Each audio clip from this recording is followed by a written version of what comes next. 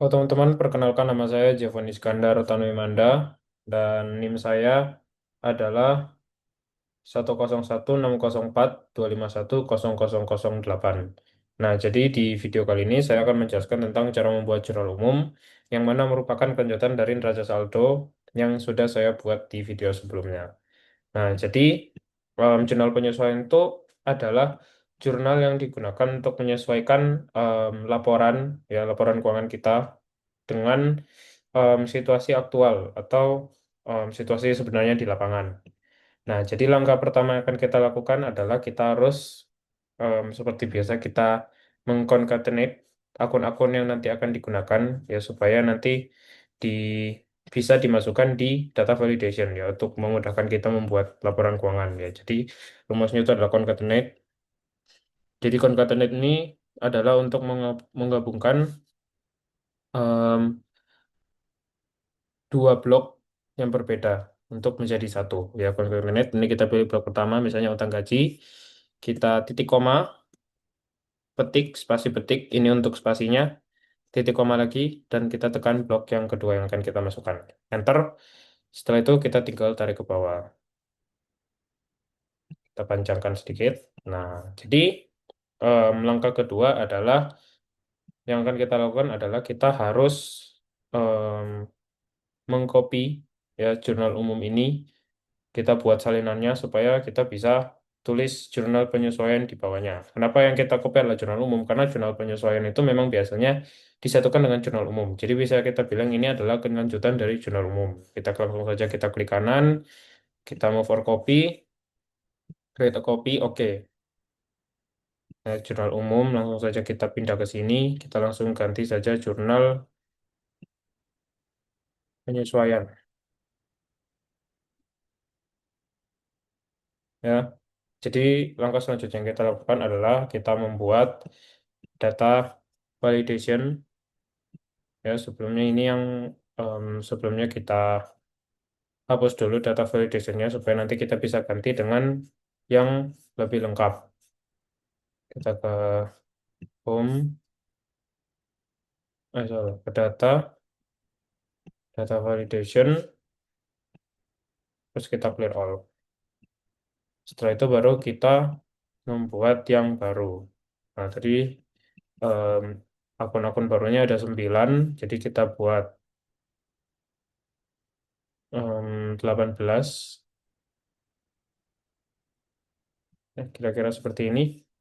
Data, data validation.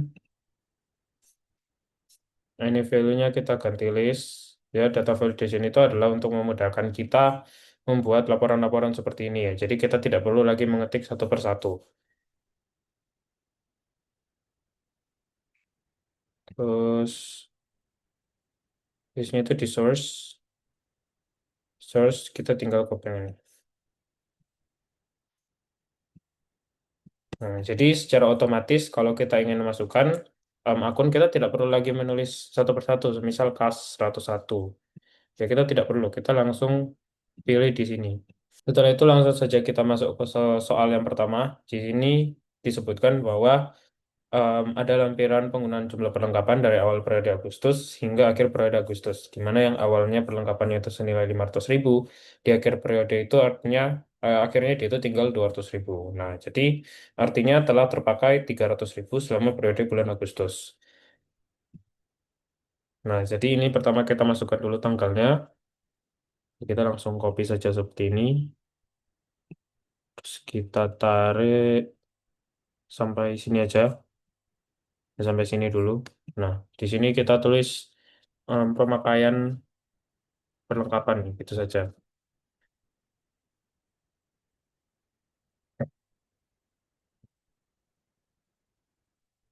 Terus di sini kita masukkan karena dia pemakaian perlengkapan ya.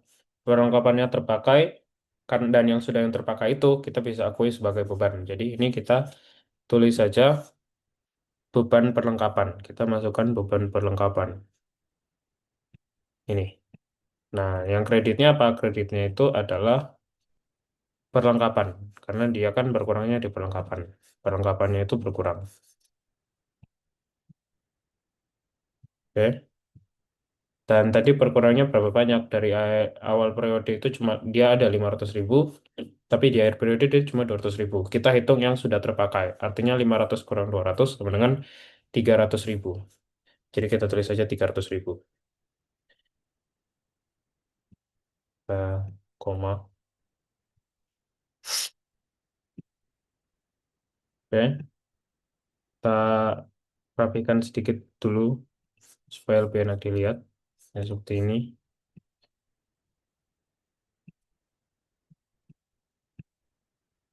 Dan ini tentunya sama ya untuk bawahnya. Ya, kira-kira seperti ini. Ini sudah jadi satu soal. Berikutnya kita langsung lompat ke soal yang kedua, di mana di sini ada em, kwitansi pembayaran, artinya pelanggan kita itu sudah membayar, tapi di sini dituliskan untuk pembayaran jasa akuntansi untuk periode mendatang. Artinya apa? Artinya kita sudah mendapatkan uang, tapi pekerjaan itu belum kita lakukan. Ya, artinya kita memiliki tanggung jawab, kewajiban atau liabilitas terhadap orang tersebut. Ya, jadi em, akun ini nanti akan dimasukkan ke pendapatan diterima di buka ya. Kita tidak bisa akui sebagai pendapatan karena pendapatan hanya bisa diakui apabila kita sudah melakukan pekerjaan tersebut. Jadi kini kita tulis saja em, pekerjaan dilakukan bulan depan gitu aja. Nah, jadi otomatis di sini masuknya kas karena tentu kita tetap mendapatkan uang ya dari si pelanggan. Nah, ini masuknya adalah pendapatan diterima di muka. Ya, karena liabilitas itu kewajiban itu selalu bertambah di kredit. Tadi jumlahnya 2 juta rupiah.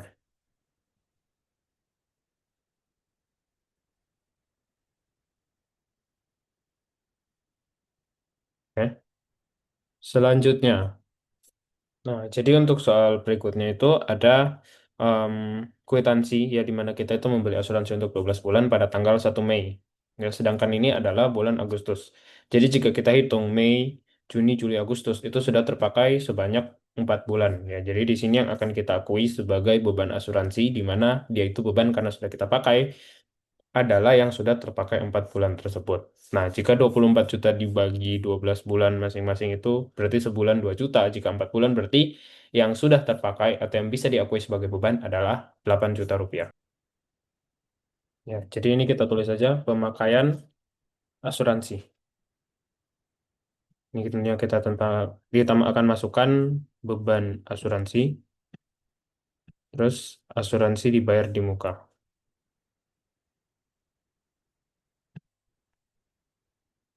Nah, seperti yang sudah jelaskan tadi, itu akan terpakai 8 juta.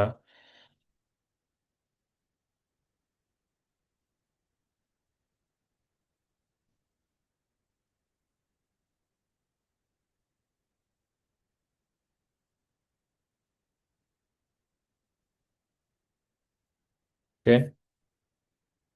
Soal berikutnya, di sini ada laporan lagi di mana penggunaan nilai peralatan dari awal periode Agustus hingga akhir periode Agustus yang awalnya 52 juta, namun terakhir itu di periode terakhir itu hanya tersisa 46 juta. Nah, jadi kita seperti biasa kita hitung yang terpakainya berapa, ya nilai yang tersusutkannya itu berapa, ya 52 juta dikurangi 46.850. Itu berarti tersusutkan sebanyak 5.150.000. Ya, jadi ini kita tulis saja dulu angkanya, tidak apa-apa.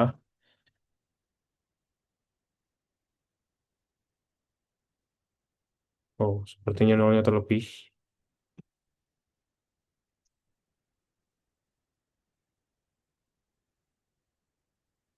Oke, seperti ini. Ini kita tulis saja peralatan tersusutkan.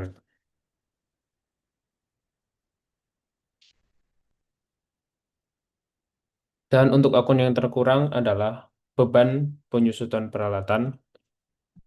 dan juga yang di kreditnya adalah akumulasi penyusutan peralatan. Ya, jika ada penyusutan, pasti formatnya akan seperti ini. Ya, ini kita tambahkan lagi di bawahnya. Berikutnya adalah pendapatan yang harus dibayarkan. Ya, jadi ini invoice ya atau surat tagihan ditunjukkan kepada Pak Messi pada tanggal 31 Agustus senilai 2 juta ya. Jadi jasa sudah dilakukan tapi belum dibayar ya. Kita memiliki piutang terhadap orang tersebut. Jadi di sini kita seperti biasa saja kita masukkan piutang ya. Kenapa yang debitnya piutang? Karena kita belum mendapatkan uangnya, kita belum mendapatkan cash. Jadi sementara kita tulis piutang dulu untuk menandai kalau misalnya memang transaksi ini belum dibayarkan atau belum lunas. Dan yang kreditnya adalah pendapatan jasa senilai 2 juta.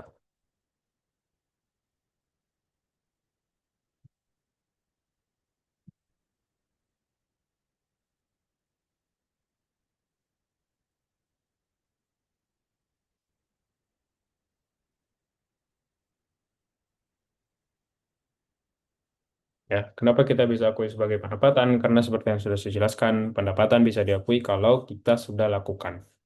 Ya, maka ini bisa diakui sebagai pendapatan.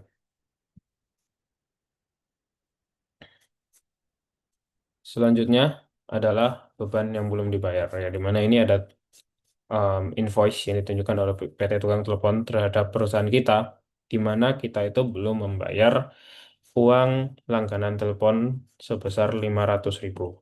Karena kita belum bayar, kita harus masukkan itu di utang. Ya, jadi debitnya itu akan jadi beban telepon, kreditnya akan menjadi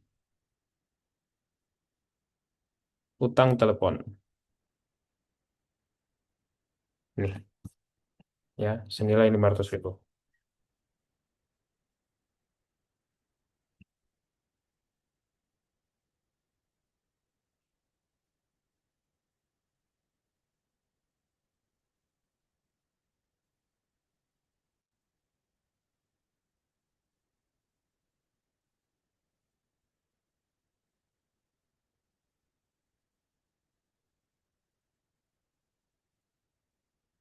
Oke. Selanjutnya kita akan lihat soal berikutnya adalah surat tagihan gaji. Ya, jadi di sini ada salah satu karyawan kita itu dia itu belum mendapatkan gajinya. Ya, jadi kita berutang gaji pada karyawan tersebut. Jadi langsung saja kita masukkan em, utang gaji. Ya, pertama di sini tentunya beban gaji, debitnya, kreditnya utang gaji. Ya, formatnya sama seperti yang telepon tadi. Senilai 2 juta. Langsung copy dari sini saja biar cepat.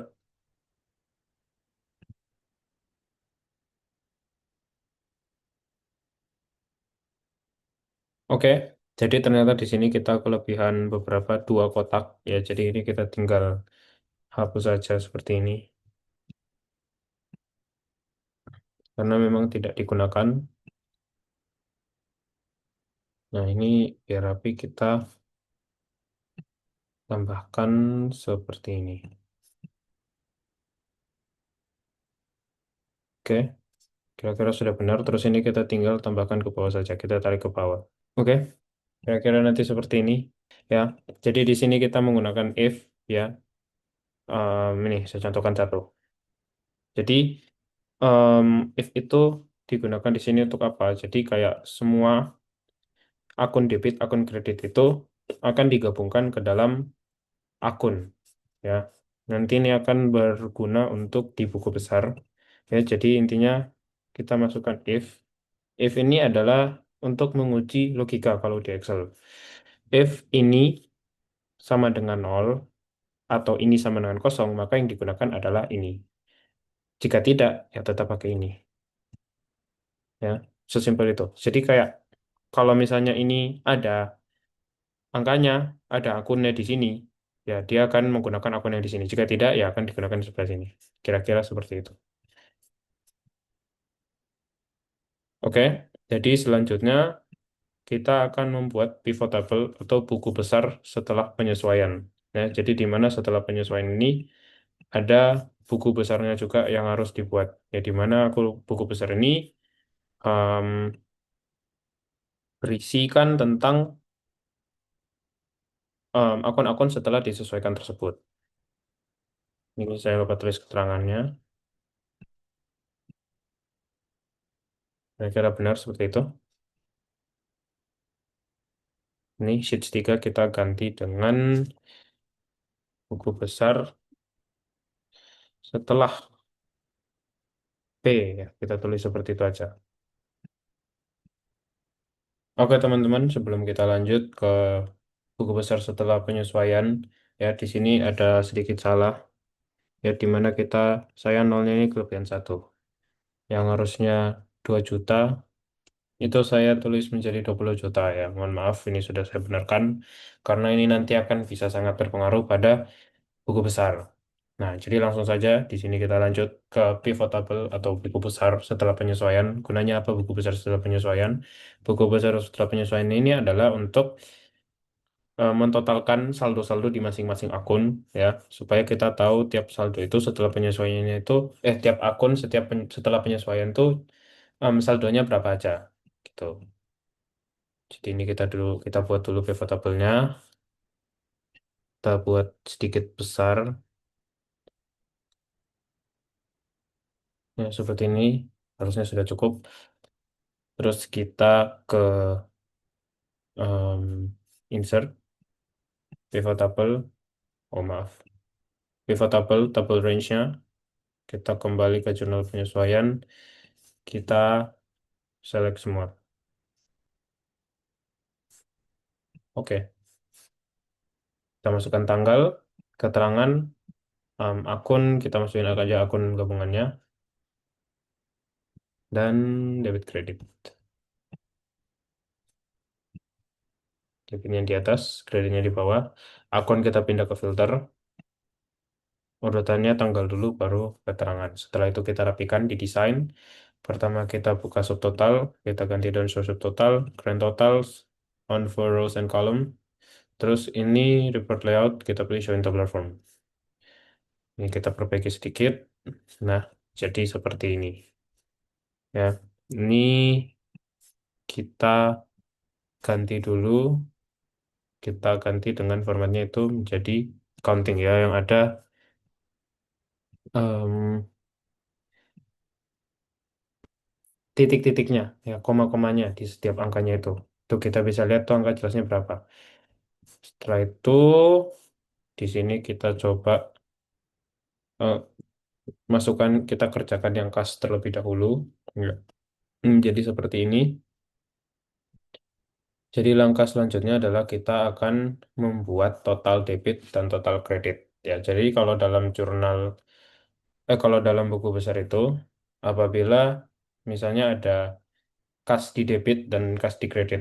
Apabila yang di debit ini lebih besar, maka yang di debit itu harus mengurangi yang kredit. Dan angkanya itu akan masuk di debit. Nah, begitu juga sebaliknya. Apabila kreditnya lebih besar daripada debit, maka um, saldo di kredit itu harus mengurangi yang debit. Dan otomatis akan masuk ke yang kredit. Kolom yang kredit. Kira-kira seperti itu. Langsung saja saya contohkan di sini field items and sets. Kita buat dulu sum of saldo debit, saldo kreditnya untuk mempraktikkan yang barusan saya jelaskan itu. Ya, calculated field kita masukin saja saldo debit terlebih dahulu karena memang urutannya selalu debit dulu baru kredit. Kita masukkan ya, if debit lebih besar daripada kredit ya, ini seperti yang saya jelaskan tadi, maka yang dikurangi adalah debit dikurangi kredit.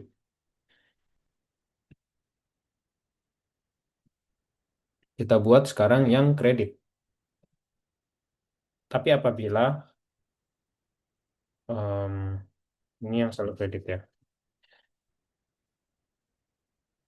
Apabila ya ini kita buat kebalikannya dari POV si kredit, kredit dia itu lebih besar daripada debit, oh salah, dia itu lebih besar daripada debit, maka kreditlah yang mengurangi debit. Enter. Ya. Jadi bisa dilihat di sini total kasnya itu adalah kredit atau minus 49 juta. Ya. Jadi kalau sudah jadi seperti ini sudah gampang teman-teman. Kita tinggal copy paste saja hingga semua akun itu kita selesai buat masing-masing ya. Jadi ini tiap akun tuh dibuat masing-masing. Jadi saya buat terlebih dahulu ya. Saya akan cepatkan videonya supaya durasinya tidak kepanjangan.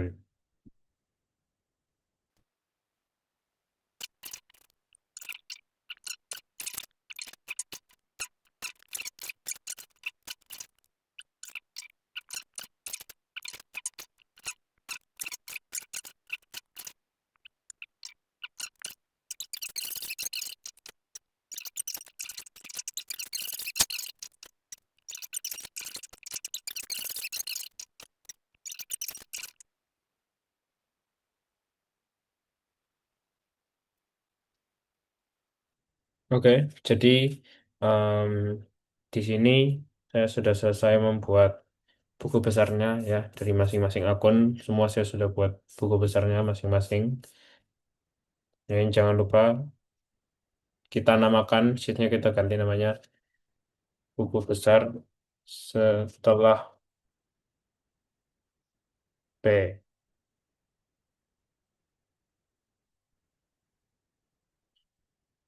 Ya, buku besar setelah penyesuaian. Jadi kita singkat saja ya seperti itu. Setelah buku besar, setelah penyesuaian, setelah buku besar langkah selanjutnya adalah kita membuat yang namanya neraca saldo. Ya, jadi ini kita copy saja ya karena untuk membuat neraca saldo kita hanya membutuhkan salah satu dari ini. Ya, nanti kita all beberapa komponen yang ada di sini kita hilangkan dan seterusnya. Nih, kita pindahkan di sini aja. Jadi kita gunakan saja yang ini yang klien kita hapus.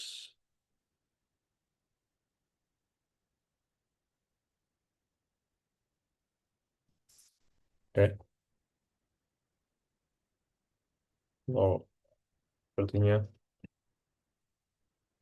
ada sedikit kesalahan.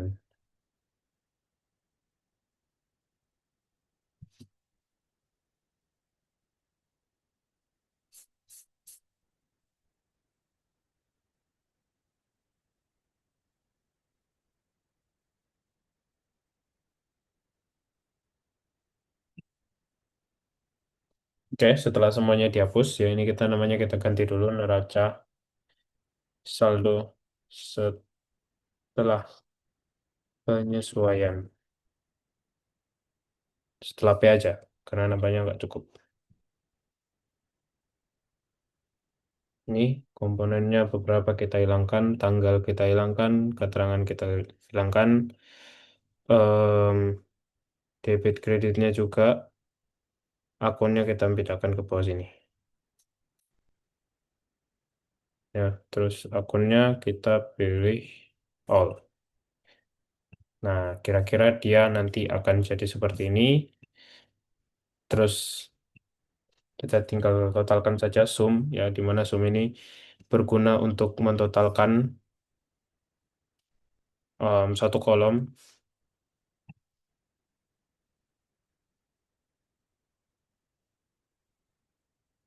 Nah, kira-kira seperti ini ya. Seperti kita lihat, ini sudah balance, artinya sudah benar.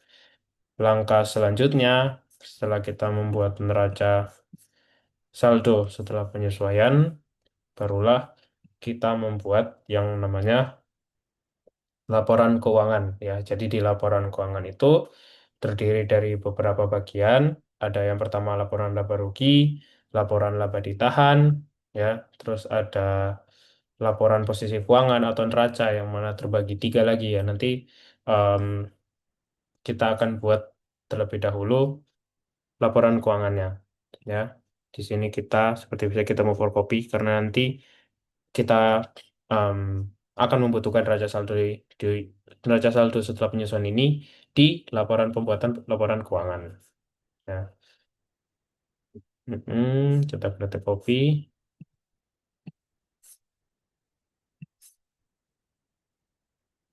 Oke, ya. Jadi yang pertama akan kita buat adalah laporan laba rugi. Nah, jadi gimana caranya membuat laporan laba rugi? Cara membuat laporan laba rugi itu adalah semua pendapatan ya akan dikurangi dengan semua em, beban ya. Nanti hasilnya itu akan menjadi keuntungan atau kerugian dari perusahaan tersebut ya. Nah, jadi kita itu langsung saja kita masukkan misalnya ini pendapatannya itu kredit sebanyak 6 juta. Ya, total pendapatannya misal kredit sebanyak 6 juta ya. Kini kita langsung masukkan saja 6 juta. Tapi jangan lupa kita tutup kurung seperti ini.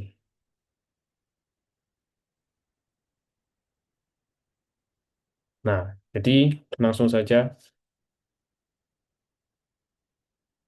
Nah, semisal di sini pendapatannya itu adalah 6 juta. Nah, langsung saja kita masukkan 6 juta di sini. Jadi total pendapatannya berapa? Total pendapatannya itu adalah masuk ke sana nih,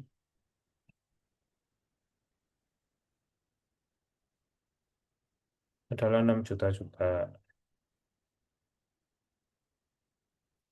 Nah, berikutnya adalah beban-beban ya.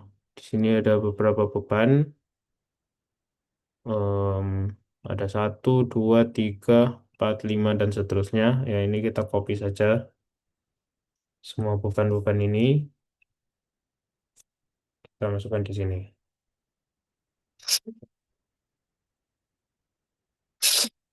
Oke, kira-kira benar seperti ini.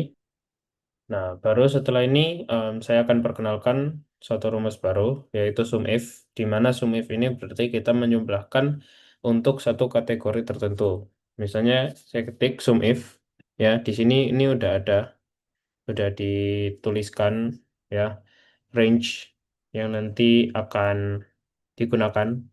Ya kita copy saja semua ini. Titik koma, kriterianya mau yang mana? Khusus yang ini. Ya. Terus karena beban itu di debit semua, langsung saja kita fokuskan di debit, pencarian di debit. Seperti biasa kita kasih koma. Nah ini kita tinggal tarik ke bawah. Dia otomatis akan langsung mengikuti. Nah, jadi itulah rumus SUMIF. Jadi kalau kita tulis total beban, kita tinggal sum ya untuk menjumlahkan satu kolom, banyak angka di satu kolom yang sama, kira-kira dia akan jadi seperti ini. Oke, jadi di sini sudah kita dapatkan total beban dan total pendapatan, tinggal kita kurangi ya, karena di sini beban jelas-jelas lebih tinggi daripada pendapatan, maka yang ada bukanlah laba bersih tapi kerugian bersih, ya, rugi bersih. Kenapa? Karena pendapatannya itu lebih sedikit daripada beban. Ya, jadi langsung saja kita kurangi sama dengan ini dikurangi ini. Ya, patokannya itu selalu pendapatan kurang beban ya. Walaupun pendapatannya lebih sedikit, tetap pendapatan kurang beban ya. Dia nanti akan jadi minus. Ya, rugi bersihnya itu akan jadi minus. Oke, selanjutnya adalah laba ditahan. Nah, salah formatnya ini harusnya seperti ini. Apa, laporan laba ditahan.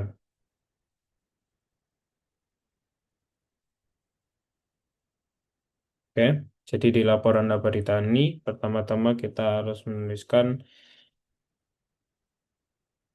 laba di awal periode, yang mana tentunya nol. Terus hmm, laba di akhir periode, ya, kita masukkan ini. Salah. Copy, dan kita paste. Oh, oke. Berikutnya adalah laba di akhir periode, di mana minus, ya, minus 10,450, ya, seperti ini. Dan kita kurangi lagi dengan dividen, karena ini ada dividennya.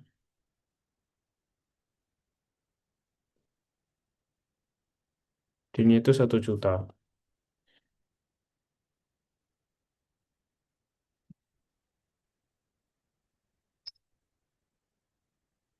Jadi langsung saja kita masukkan di sini total laba. Ya, langsung saja kita sama dengan kan ini ditambah dengan ini. Labanya itu sudah minus, ya, atau bisa dibilang ini sudah rugi 11.450.000. Nah, setelah itu kita akan membuat laporan posisi keuangan atau neraca.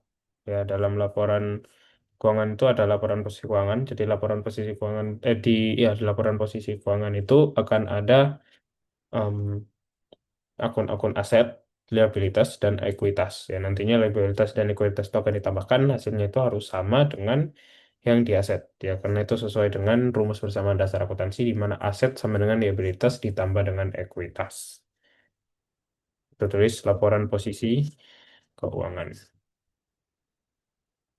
Ya, jadi pertama kita akan masukkan terlebih dahulu aset. Ya, kita tulis seperti ini saja. Ya, jadi sini kita identifikasi dulu yang mana saja yang termasuk dengan aset. Kita masukkan di sini, kita perbaiki. Hmm, bahan bukan kas. Ini juga masuk aset. Pokoknya aset itu adalah segala sesuatu yang kita berhak atas barang atau akun tersebut. Oke, selanjutnya ada perlengkapan peralatan piutang. Oh, maaf.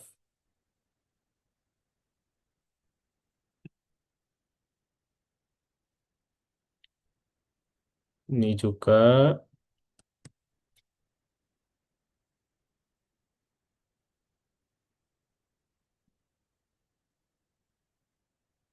dan juga akumulasi, akumulasi. Ya, akumulasi itu tetap masuk di aset. Ya, nanti dia itu dikurangi bedanya.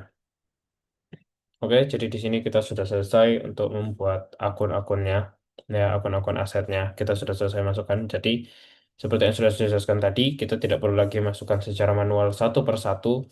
Kita cari di sini akumulasi penyusutan peralatan berapa, dan terus kita tulis secara manual itu tidak perlu, karena kita sudah tahu tentang rumus sum if, ya. Jadi langsung saja kita praktekkan rumus sum if. Sum if, range-nya kita masukkan yang ini, sama seperti yang di atas. Kriteria yang ini, terus sum range. Oh, maaf, kriterianya salah. Kriterianya harusnya yang ini. Nah, baru setelah itu kita masukin yang range-nya ini. Nah, tapi masalahnya em, akun saldo-saldo dari akumulasi penyelesaian peralatan ini tidak hanya ada di debit, tapi juga ada di kredit. Jadi gimana ya, supaya kita tidak kerja 2 kali, kita tinggal plus saja, baru kita sum if lagi. Sum if lagi dan kita buat sama formatnya, sama seperti yang itu. Cuman ini kita masukin yang kredit. Ya, kita masukin range-nya dulu. Setelah itu baru kriterianya. Setelah itu baru kita tulis yang kredit.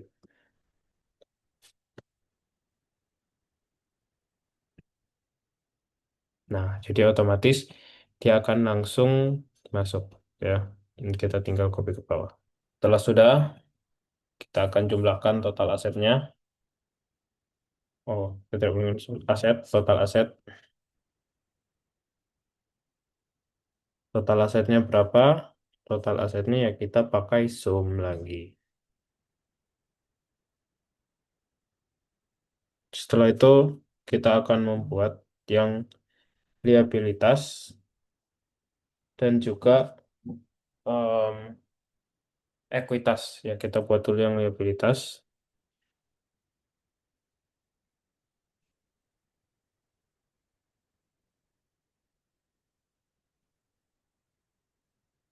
Ya, atau kewajiban kita. Jadi apa saja kewajiban kita? Di sini ada utang-utangan ya tentunya utang-utangan ini tentunya merupakan kewajiban kita. Terus ada pendapatan diterima di muka itu juga merupakan kewajiban kita.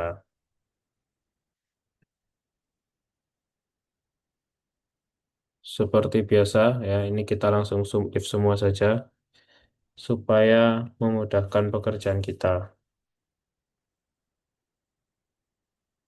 Sum if range-nya kita pilih,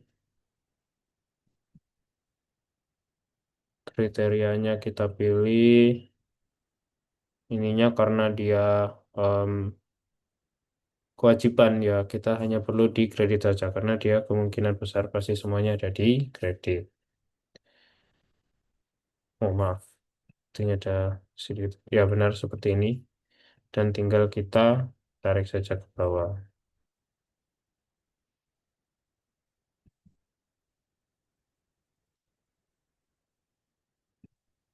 Ya, sudah benar. Setelah itu baru kita jumlahkan total liabilitas.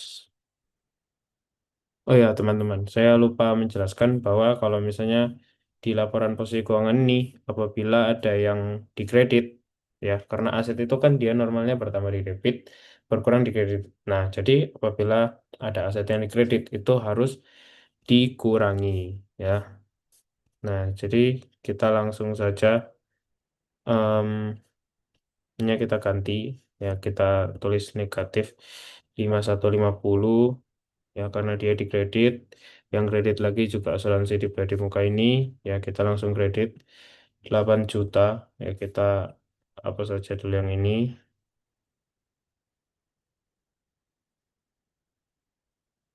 terus yang 49 juta, ya itu juga kredit 49 juta, kita hapus saja 49 juta, kita ganti. Ya, jika tidak, ya jika kita totalkan semua, ya secara membabi buta kita asal totalkan, pasti hasilnya tidak akan balance. Selanjutnya kita akan, tadi kita sudah selesai mengerjakan liabilitas. Nah, selanjutnya setelah membuat liabilitas, kita akan membuat tentang ekuitas.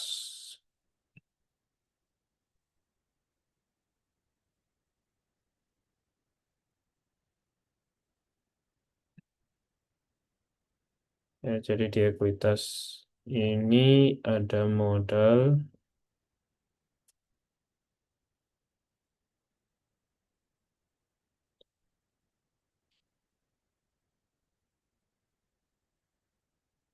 ada prefer, tentunya sama total apa tadi. Ya, jadi di sini akun-akunnya kita masukkan dulu.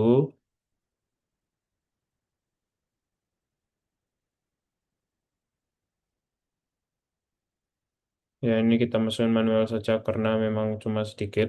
Ya, prefernya jangan lupa kita minus juga karena prefer itu mengurangi modalnya. Modalnya itu 100 juta. Langsung saja kita total liabilitas, ekuitas, sorry,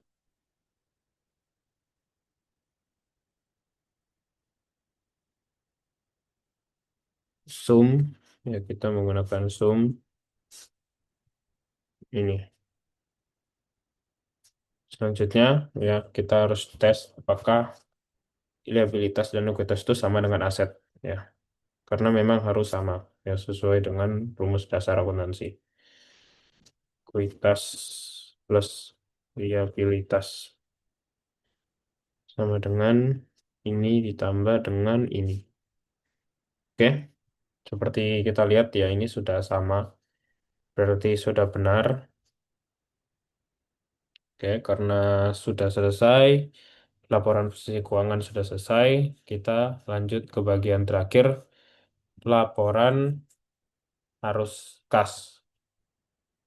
Ya, Em, di sini kita tidak akan hanya buat laporan arus kas, kita juga harus membuat laporan arus Bank Mandoro, ya, karena em, metode pembayaran bukan metode pembayaran, kayak yang selevel dengan kas, yang fungsinya sama seperti kas, ya, itu ada dua, ya, kas itu sendiri dengan akun Bank Mandoro ini, ya, seperti kita lihat di sebelum-sebelumnya, contohnya penyetoran modalnya misalnya di em, akun Mandoro. Ya, tentunya ini kita tidak akan bisa catat, kita masukkan di kas ya. Jadi kita akan split, kita bagi dua.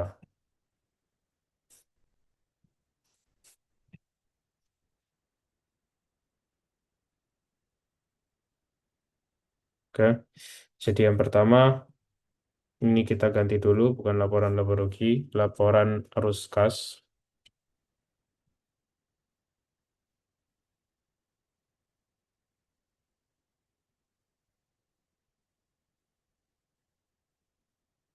Kita gini kan aja enggak apa-apa. Laporan arus kas, terus kita masukkan dulu ini kas dari, nah ya, di arus kas juga ini terbagi jadi tiga, kas operasional,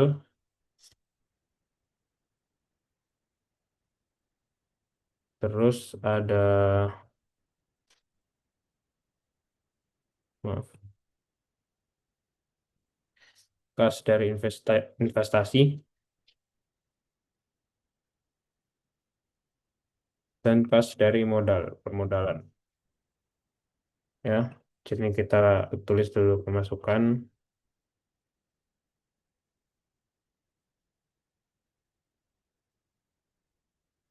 pengeluaran total. Oke. Nah, tapi sebelum itu em, kita di jurnal penyesuaian ini kan nanti di patokannya itu nanti di jurnal penyesuaian. Nah, semua yang ada akun Mandoro dan kas ini kita akan tandai ya supaya nanti memudahkan kita apabila kita ingin menggunakan rumus sum if, ya, rumus penjumlahan kriteria tertentu, ya, yaitu untuk menentukan pendapatan dan pengeluaran dari arus kas, permodalan, dan lain-lain. Oke, di jurnal penyesuaian ini anggap saja Mandoro saya tulis dengan M, kas saya tulis dengan K, ya, sesimpel itu. Kas, kas. Nah, ini juga, ini juga, ini juga kas, ini juga Mandoro. Ini juga jangan lupa tulis kas. Oke, sepertinya cuma di situ aja ya.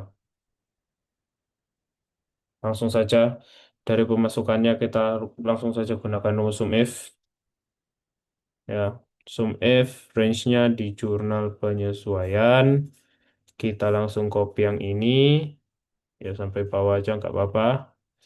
Titik koma, kita yang kas dulu tentunya kita lagi ngerjain yang kas. Terus kita pilih ya yang debit ini. Karena kita nyari pemasukan. Ya, kita mau hitung total pemasukan dari kas ini ada berapa sebenarnya. Kita koma ya, ada 8.500.000.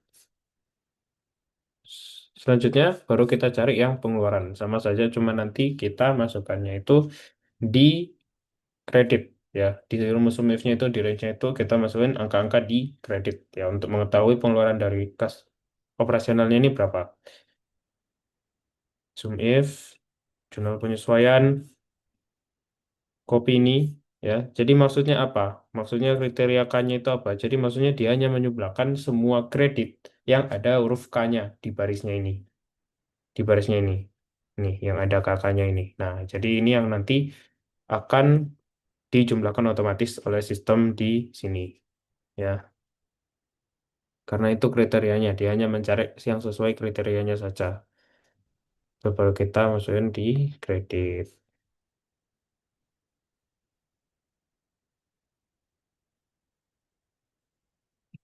Ya, dan totalnya kita tinggal kurangi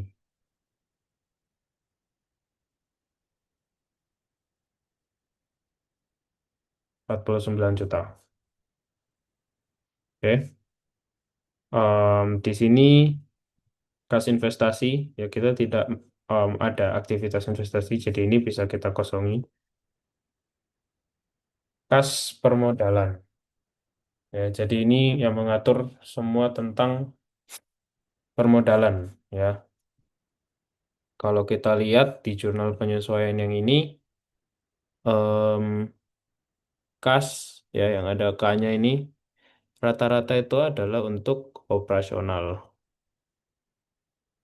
ya. Ini beban listrik, sewa dibayar di muka, ya. Ada yang pendapatan di muka. Jadi yang untuk kas di kasus ini itu semua untuk bagian operasional saja ya. Jadi permodalan juga kita bisa kosongkan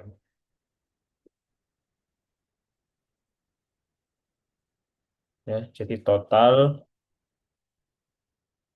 kas ya, total kasnya baru kita masukin yang ini.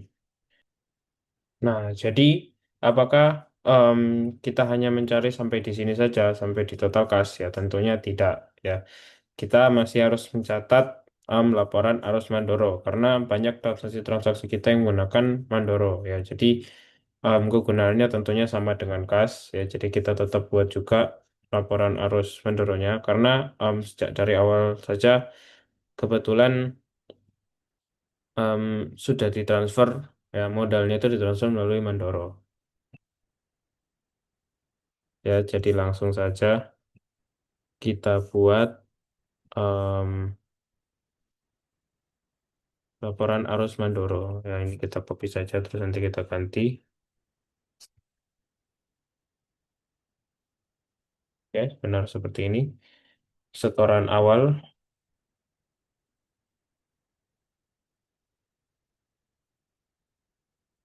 preferred, dan dividen ya. Jadi di sini adalah akun-akun yang harus ada. Ya, di sini kita masukin saja secara manual ya karena cuma sedikit. Oh, salah, maaf. Kita tidak boleh langsung tulis seperti ini ya. Kita tetap harus mengikuti skema seperti ini ya. Di mana ada kas operasional, ya ada yang karena operasional,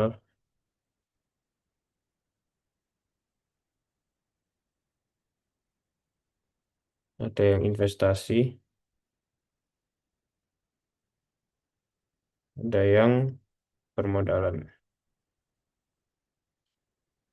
Nah, jadi seperti yang sudah saya jelaskan tadi, em, di Mandoro ini, ya sebagian besar itu merupakan hal-hal yang menyangkut dengan modal.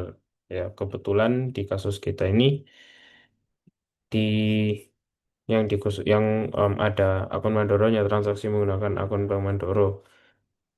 Ini kebanyakan berhubungan dengan hal-hal yang berhubungan dengan ekuitas. Ya, seperti adanya preferred, adanya setoran awal, adanya dividen. Nah, jadi tentunya di bagian permodalan ini akan sangat banyak sekali transaksi yang melibatkan laporan arus Mandoro ini. Ya, akun Mandoro ini. Ini kita tulis setoran awal, dividen, preferred. Nah, jadi em, di setoran awal ini, ya ini kita mesin manual saja karena cuma sedikit. Ya, di setoran awal ini ada Mandoronya debit sekitar 1 juta, 100 juta, maaf. Ya, terus yang dividen, dividen ini dia berarti mengurangi 1 juta. Ya, 1 juta beribu 500.000. Ya, jadi nanti ini dikurangi ya, karena keduanya mengurangi mandoronya. Terus yang operasional em, masukannya 0, pengeluarannya 500.000. Ya, karena yang tadi itu yang dipindahkan dari dari Mandoro ke akun kas itu dipindahkan. Oke, jadi total langsung saja kita tulis min 500.000. Terus yang ini kita kasih strip seperti ini saja karena memang tidak ada transaksinya. Total zoom 98.500.000 ya. Total Mandoro berarti tinggal ini ditambah dengan ini. Oke, jadi kurang lebih itulah em, video saya terkait cara membuat jurnal penyesuaian hingga laporan keuangan. Terima kasih atas perhatiannya dan sampai berjumpa di lain waktu.